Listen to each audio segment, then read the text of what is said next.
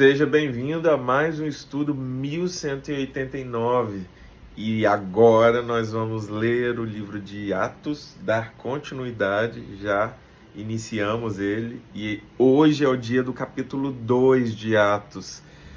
Que o Espírito Santo nos guie, porque vamos falar dele, a descida do Espírito Santo sobre os discípulos e todos aqueles que estavam ali no Pentecoste. Vamos orar. Pai, que teu Espírito Santo seja derramado sobre as nossas vidas, assim como a tua palavra diz que foi derramado. Nós queremos ser guiados pelo teu Espírito Santo, estar conectado com a tua vontade. Então guia-nos e que o teu Espírito Santo encontre em nós corações obedientes, mentes submissas e sujeitas à tua vontade. Que a tua palavra nos amolde para que nós sejamos terra boa para tudo que o Senhor quer plantar em nossas vidas, em nome de Jesus. Amém. Glória a Deus. Vamos lá. Capítulo 2 de Atos. Chegando o dia de Pentecoste, estavam todos reunidos num só lugar. De repente, veio do céu um som como de um vento muito forte e encheu toda a casa na qual estavam assentados. E viram que parecia línguas de fogo que se separaram e pousaram sobre eles, cada um deles. Todos ficaram cheios do Espírito Santo e começaram a falar noutras línguas, conforme o Espírito os capacitava. Havia em Jerusalém judeus, tementes a Deus, vindos de todas as nações do mundo. Ouvindo-se o som, ajuntou-se uma multidão que ficou perplexa, pois cada um os ouvia falar em sua própria língua. Atônitos e maravilhados, eles perguntavam: acaso não são galileus todos estes homens que estão falando? Então, como os ouvimos, cada um de nós em nossa própria língua materna?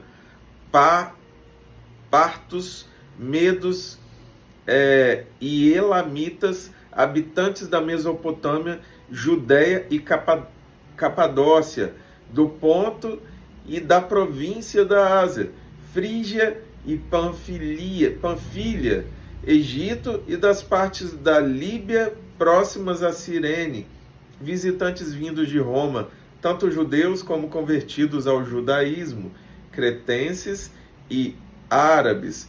Nós os ouvimos declarar as maravilhas de Deus em nossa própria língua. Atônitos e perplexos, todos perguntavam uns aos outros: que significa isto? Alguns, todavia, zombavam deles e diziam: eles beberam vinho demais. Enquanto os milagres do Senhor acontecem, o Espírito Santo está trabalhando, sempre tem aqueles que se levantam para criticar, porque não querem entender. E esses são aqueles que não vão participar da alegria, da presença do Senhor. E nessa oportunidade deve ter sido algo lindo. Eu já ouvi testemunho de pessoas, de pastores, um pastor que eu conheço em especial, que ele aprendeu a falar em espanhol, guiado pelo Espírito Santo, e ele pregou em espanhol e foi usado pelo Senhor, e já ouvi outros casos, mas foi algo muito pontual. Hoje tem escola de inglês, escola de idiomas, mas se você precisar, você pode, com certeza, clamar ao Espírito Santo, que por misericórdia pode realizar esse milagre, ainda mais se for o que Ele quer. Se é o que Ele quer, basta se permitir ser ferramenta nas mãos do Senhor para que algo como esse acontecimento aconteça na sua vida também. Por quê? Porque os milagres que nós lemos são tão reais e tão presentes e tão atuais quanto o jornal de amanhã. Nós carregamos essa certeza de que basta que clamemos, e se for da vontade do Senhor, Ele vai realizar milagres tão lindos como este. Continuando. Então, Pedro levantou-se com os 11 e em alta voz dirigiu-se à multidão: homens da Judéia e todos os que vivem em Jerusalém, deixe-me explicar-lhes isto. Ouçam com atenção. Estes homens não estão bêbados, como vocês supõem. Ainda são 9 horas da manhã. Ao contrário, isto é o que foi predito pelo profeta Joel.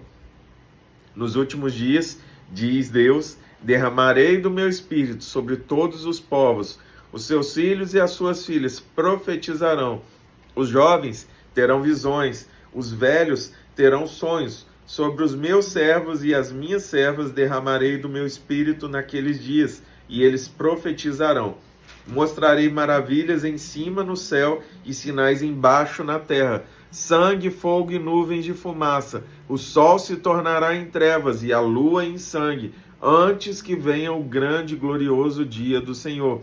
E todo aquele que invocar o nome do Senhor será salvo. Israelitas, ouçam estas palavras. Jesus de Nazaré foi aprovado por Deus diante de vocês por meio de milagres, maravilhas e sinais que Deus fez entre vocês por intermédio dele. Como vocês mesmos sabem, este homem lhes foi entregue por propósito determinado e pré-conhecimento de Deus, e vocês, com a ajuda de homens perversos, o mataram, pregando-o na cruz. Mas Deus o ressuscitou dos mortos, rompendo os laços da morte, porque era impossível que a morte o retivesse. A respeito dele, disse Davi: eu sempre via o Senhor diante de mim, porque ele está à minha direita, não serei abalado. Por isso meu coração está alegre, a minha língua exulta, o meu corpo também repousará em esperança, porque tu não me abandonarás no sepulcro, nem permitirás que o teu santo sofra decomposição. Tu me fizeste conhecer os caminhos da vida e me encherás de alegria na tua presença. Irmãos, posso dizer-lhes com franqueza que o patriarca Davi morreu e foi sepultado, e o seu túmulo está entre nós até o dia de hoje. Mas ele era profeta e sabia que Deus lhe prometera sobre juramento que colocaria um dos seus descendentes em seu trono. Prevendo isso, falou da ressurreição do Cristo, que não foi abandonado no sepulcro e cujo corpo não sofreu decomposição. Deus ressuscitou este Jesus, e todos nós somos testemunhas desse fato. Exaltado à direita de Deus, ele recebeu do Pai o Espírito Santo prometido e derramou o que vocês agora veem e ouvem. Pois Davi não subiu aos céus, mas ele mesmo declarou: o Senhor me disse ao meu Senhor, senta-te à minha direita, até que eu ponha os teus inimigos como estrado para os teus pés. Portanto, que todo Israel fique certo disto: este Jesus a quem vocês crucificaram, Deus o fez Senhor e Cristo. Quando ouviram isso, ficaram aflitos em seu coração e perguntaram a Pedro: e os outros apóstolos? Irmãos, que faremos? Pedro respondeu: arrependam-se e cada um de vocês seja batizado em nome de Jesus Cristo para perdão dos seus pecados, e receberão o dom do Espírito Santo, pois a promessa é para vocês, para os seus filhos e para todos os que estão longe, para todos quantos o Senhor, o nosso Deus, chamar. Com muitas outras palavras, os advertia e insistia com eles: salvem-se desta geração corrompida. Os que aceitaram a mensagem foram batizados, e naquele dia houve um acréscimo de cerca de 3.000 pessoas. Esse é o poder quando nós aceitamos o chamado que foi nos proposto. Pedro recebeu um chamado de Jesus naquela praia em que Jesus falou: apacenta as minhas ovelhas, cuida dos meus cordeiros, protege os meus cordeiros, ensina os meus cordeiros. E ele fez isso. 3.000 cordeiros se arrependeram e foram entregues a essa palavra de salvação e reconheceram o pecado que haviam cometido ao crucificar Jesus. Muitos dos que estavam ali, aceitando agora essa palavra de arrependimento, talvez estiveram lá há poucos dias atrás desse ocorrido, gritando: mata, mata, crucifica-o. Então, não importa qual sua atitude que você teve ainda hoje, de pecado, de erro, que algo, por mais triste que seja, existe perdão para você. Que você clame por esse perdão e que você corrija seus atos e a sua trajetória para uma trajetória que honre e glorifique ao Senhor, assim como Pedro corrigiu. Pedro foi alvo dessa correção. Lembrem-se Ele foi quem rejeitou Jesus por 3 vezes e depois se tratou ali aos pés de Jesus naquela praia.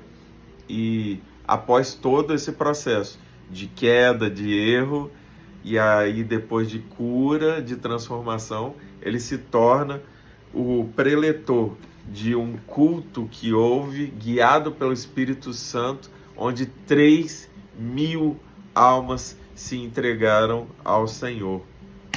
Eles se dedicavam ao ensino dos apóstolos e à comunhão, ao partir do pão e às orações.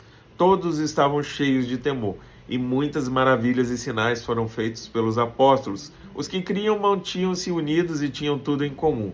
Vendendo suas propriedades e bens, distribuíam a cada um conforme a sua necessidade. Todos os dias continuavam a reunir-se no pátio do templo, partiam o pão em suas casas e juntos participavam das refeições com alegria e sinceridade de coração, louvando a Deus e tendo a simpatia de todo o povo, e o Senhor lhes acrescentava diariamente os que iam sendo salvos.